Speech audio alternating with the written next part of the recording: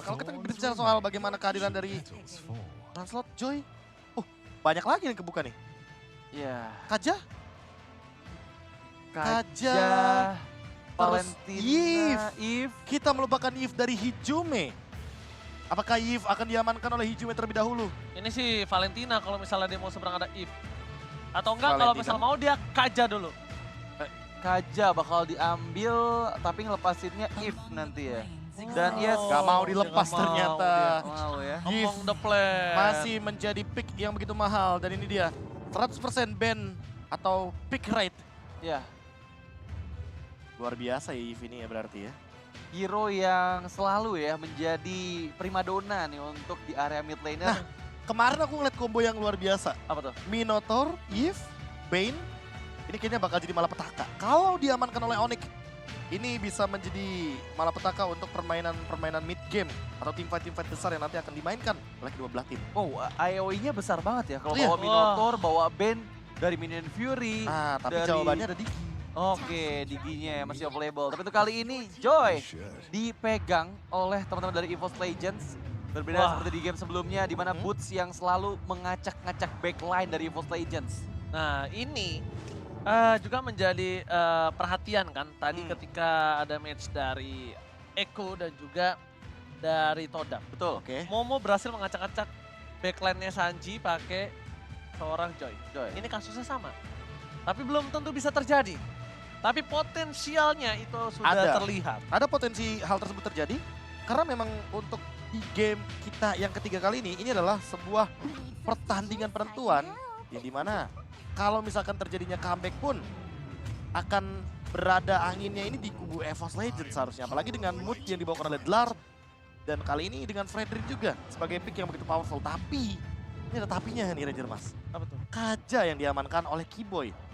Seperti yang kita tahu, power dari Keyboy dengan pick off-nya membukakan skenario permainan assassin juga untuk Kairi.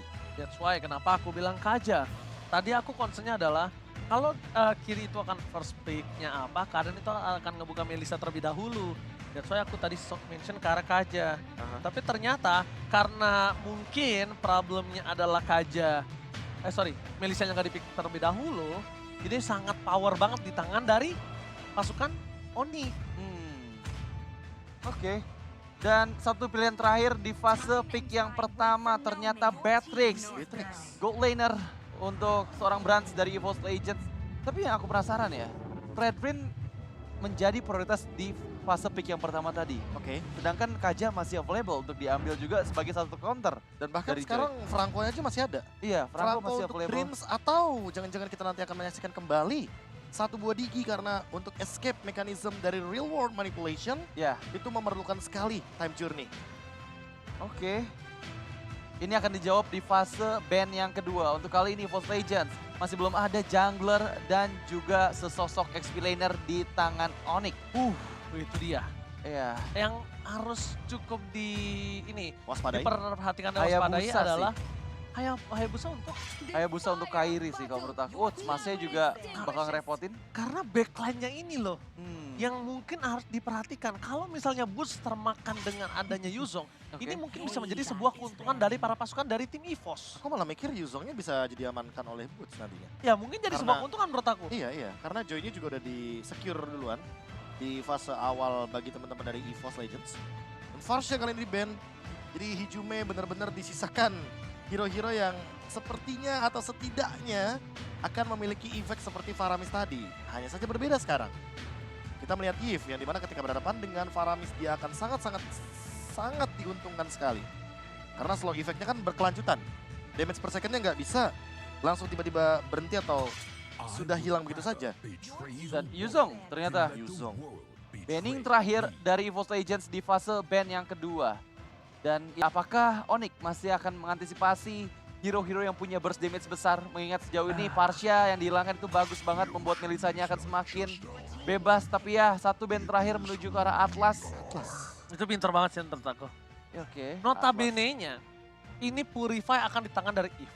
Tapi kalau dua target utama mereka itu nggak punya Purify, jungler dan gold lane-nya, ini possibility sangat kuat loh Profesor KB untuk di comeback, apalagi dia punya burst power yang tinggi loh. Oke, dan kali ini pick terhadap Valentina diamankan juga dari kubu teman-teman EVOS Legends agar nantinya bisa memberikan deliver damage yang lebih on point kepada Melissa. Tapi Arlott, ingat Arlottnya bisa saja ditaruh di arah XP lane atau bahkan sekalipun di arah roamer karena Kaja juga pernah dijadikan jungler untuk Onyx itu sendiri. Iya, Kairi. Kairi pernah memainkan metode tersebut dan efektif di MPL Indonesia. Ya, dan somehow Arlott meskipun dari tadi kita belum lihat ya di fase banning ya, tapi masih belum dipakai, dikeluarkan sama baik itu Onyx ataupun EVOS Legends. Dan sekarang pertama kalinya di match kedua kita Arlott dipakai oleh teman-teman dari Onyx yang kita masih belum tahu juga posisi atau role seperti apa yang akan Bane. dipakai. Dan Bane. yes, Yang tadi aku Bane. mention, Bane Eve.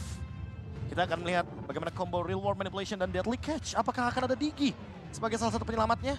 Karena menurutku Bane dalam bentuk hybrid item build atau tank build itu powerful sekali Gua teman-teman. Karateng sih, sekarang power banget kalau Karateng. Iya, makin Jadi- susah untuk take down. Iya, sustainnya tuh banget Dan loh. itu War X nyebelin. Karena Ale-nya selalu bisa regen HP yang cukup banyak gitu ketika Ya, dia dan, ke dan jangan pick up. lupa, sekarang pasifnya jadi persenan full HP lawan. Iya, Wah, itu yang paling nyebelin. nggak tergantung begitu besar dari physical damage yang dimiliki juga kan. Iya, iya. Ini bener-bener ikan sapu-sapu, ikan hiu. Cakep. I miss you. I miss you, I miss you. Tapi di Deadly Sketch, fun fact juga di mana Bane 80% win rate untuk penggunaannya. Jadi apakah masih akan dengan win rate yang sebesar itu? Tapi Pick bagus. jawaban terakhir di mana ini menjadi pick yang bagus juga untuk menghancurkan setup yang dimiliki sama Onyx yaitu Minotaur. Deny. Deny pick. Ini dia bukan deny pick. Ini bisa dibilang deny team fight Profesor Ya, dengan KB. team fight karena balik lagi ketika nanti akan ada Divine Judgment, Minotaur dari Dreams bisa secepat mungkin untuk melakukan heal up dan juga Minon Fury. Itu adalah jawaban yang paling masuk akal sampai di draft pick kali ini. Dan dengan kekuatan draft pick 50-50 menurut aku, game ketiga akan menjadi game yang sangat menarik sekali. EVOS dengan satu nafas terakhir mereka. Jika mereka berhasil mengambil kesempatan di game yang ketiga kali ini, tentu tagline jangan lupa nonton EVOS sampai habis. Ini seolah menjadi sebuah tren yang dibawa sampai MSC. Alright. Match point akan kita lalui. EVOS Legends berada di ujung tanduk. Dan Onyx ID berada di atas angin. Tapi mampukah EVOS Legends membalikan keadaan? Ataukah Onyx menutup hari ini dengan kepulangan EVOS Legends ke Indonesia? Kita langsung menuju ke arah game yang ketiga. Match point, it's real. Ya, ini game yang menentukan juga siapa yang menjadi penguasa di daratan. Dari kedua hewan buas, landak, dan juga macan putih. Terlihat agresi dari Onyx diperlihatkan ke arah mid lane, ke arah teman-teman dari EVOS Legends. Mereka nguasain banget, mengingat dengan adanya Ring of Order yang selalu dikeluarkan oleh Keyboy. Ini memberikan backup untuk clearing minion dari seorang Sunset. Dan kalau kita melihat bagaimana rotasi di early game dari TAS, dia sepertinya lebih mementingkan purple buff terlebih dahulu ketimbang Little Wanderer. Jadi nanti mungkin akan ada kontes cepat dari EVOS Legends ketika berada di menit yang kedua. Sebagai XP lane tentunya Boots di sini perlu mementingkan juga bagaimana rotasi dia untuk mendapatkan level 4 secepat mungkin sebelum Dlar yang akan melakukan zone out dengan menggunakan Electrifying Beats-nya nanti dan auto immune juga dengan menggunakan Rhythm of Joy. Iya, menurut aku dari segi hero power ya, Joy diberikan dengan Arlott ya. Hero power dari Arlott itu lebih besar loh dibandingin sama Joy. Karena dia lebih sustain, dia bisa ngasih poking damage yang lebih banyak juga. Terutama ketika di area explain untuk 1v1 situation gitu ya. Tapi Untuk tim fight besar ya. untuk tim-tim besar juga terutama meskipun kegunaannya berbeda.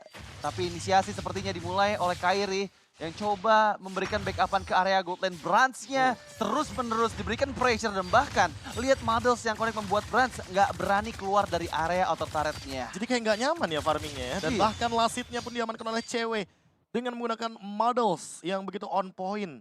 Last hit yang tentunya dicari-cari dan turtle pertama sudah disiapkan juga, sudah set up. Ini dia rotasi cepat dari EVOS Legends di menit yang kedua. Tapi lihat retribusi akan coba didapatkan oleh seorang Kairi dan bahkan Dlarnya harus mundur ke arah belakang. Para pasukan dari EVOS Legends mereka lagi-lagi kehilangan dari objektifnya. Again and again Kairi masih benar-benar memantapkan dirinya sebagai the king of retribution di Indonesia. Ya, Loh ini kan benar-benar pertarungan manis ya. MPL di Indonesia dong. Betul. Betul.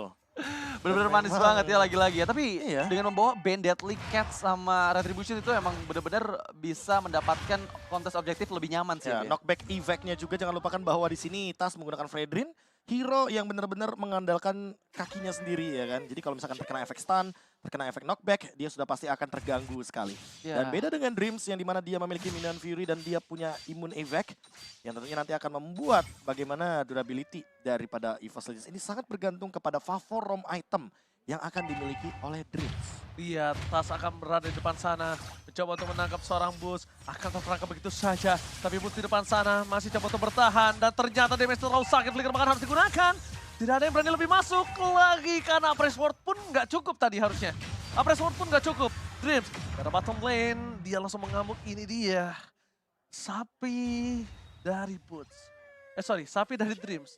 Boots kan habis di atas ya. Iya, habis di geng di atas. Terus di geng ya. Tapi ya inisiasi yang tadi dilakukan oleh Onyx di menit yang ketiga itu berhasil digagalkan dengan adanya backupan yang manis dari Dreams. Minotaur, hero yang bisa melakukan counter setup yang manis yang membuat inisiasinya gagal dilakukan. Di adjustment, bisa pick off kali ini. Hichumi berhasil mendapatkan 1 buah poin kill atas seorang Keyboy. Yang notabene-nya ini first blood yang sangat baik dari EVOS Legends. Tapi ingat, EVOS Legends harus lebih paham lagi. Kalau misalnya power dari Onyx ini bukan di early memang Profesor KB dan juga Radit. Power mereka di arah mid game Radit. Ya, tapi masalahnya ini early gamenya EVOS belum terlalu maksimal. Karena sejauh ini aku lihat dari segi networknya masih diungguli oleh Onyx. Dan ada flicker Hijume untuk defensif, tapi Turtle yang kedua hadir di area bagian bawah. Suns tidak ada satu body world manipulation. Dan bahkan lihat satu lawan satu di arah top lane. Mampukah Dlar melakukan ult play? Tapi nampaknya kali ini Tas lebih melepaskan dan mengikhlaskan. Berbeda ketika dia menggunakan Martis nampaknya ya. Iya. Dia lebih diikhlaskan loh. Oh, Retri. Oh! Kairi. What? Kairi! Dia menahan retribution-nya untuk Turtle dan lebih memilih untuk purple buff. Dan Ini- ternyata untung. Ini jungler paling nggak sopan ini. Dia datang lewat doang retribution dan bahkan, oh my god, ini bukan hal yang sangat baik. Tapi lihat outplay kembali terjadi oleh Boots di arah top lane.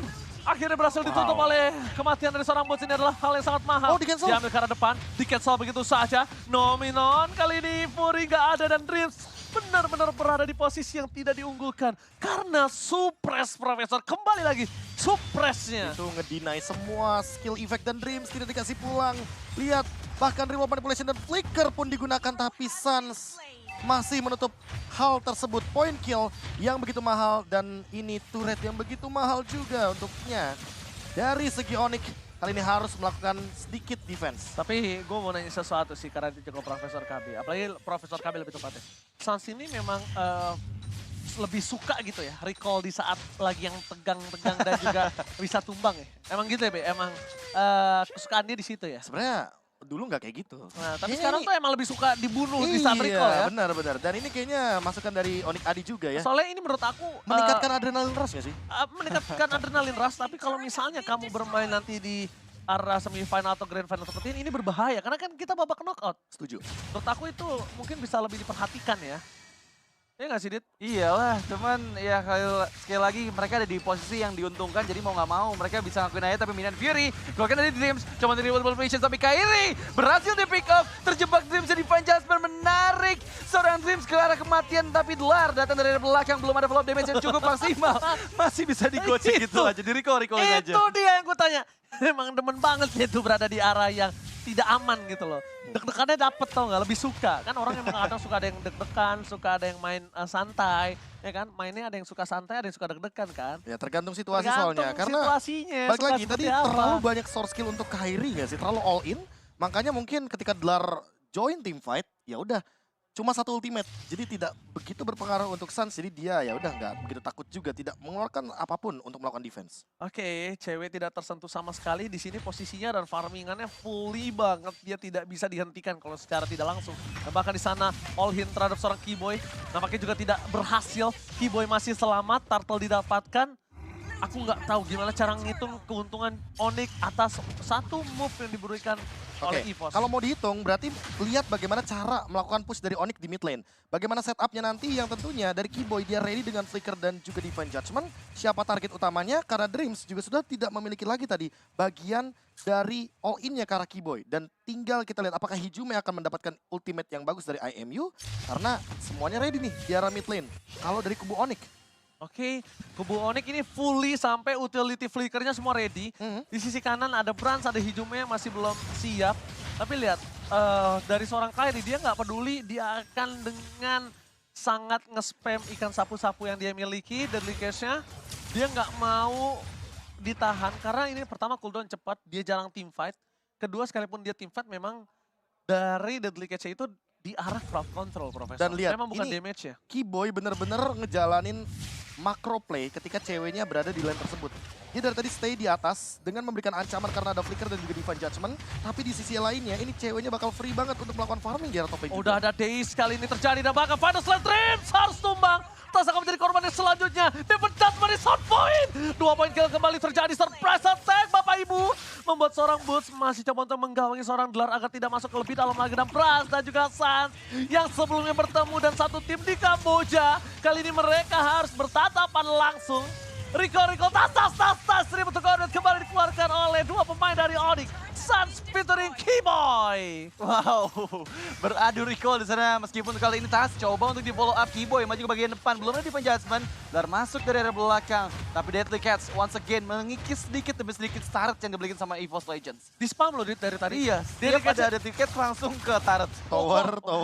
Pokoknya kalau ikannya udah netes tuh di kolam, dia lepasin. Gak akan dia tahan-tahan tuh ikan sapu-sapu. Kenapa aku bilang ikan sapu-sapu? Ikan sapu-sapu beradanya di mana? Di landasan kan? Di landasan. Nah, ikannya dia kan juga di... Benar ya. Bener-bener di landasan bawah ya. Iya. Dan ini dia keadaan ketika Lord sedang dikontes.